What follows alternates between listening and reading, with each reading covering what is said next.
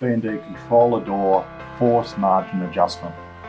Every garage door opener in this platform has a default setting of 0.69.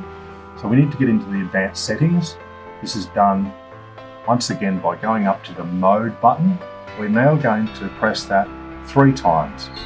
Once, twice, 3 times. And that's going to allow for the cog to be flashing once every second, the settings cog. Now we need to confirm this to take us directly into advanced settings. So press stop set once. You'll see that the mode light is illuminated, the transmitter light is illuminated, and the cog is flashing once every second.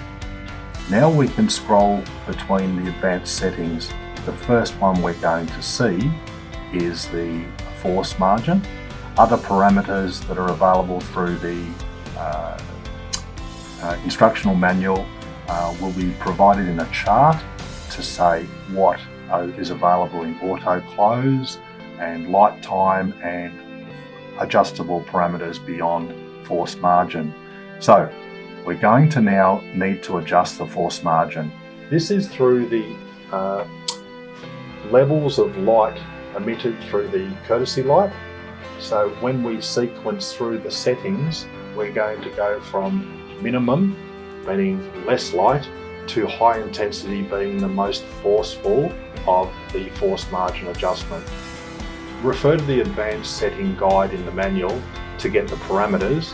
This will default to 0.69 on the motor, and then you've got available up to 2 amps in the adjustments. So now we're in the advanced settings.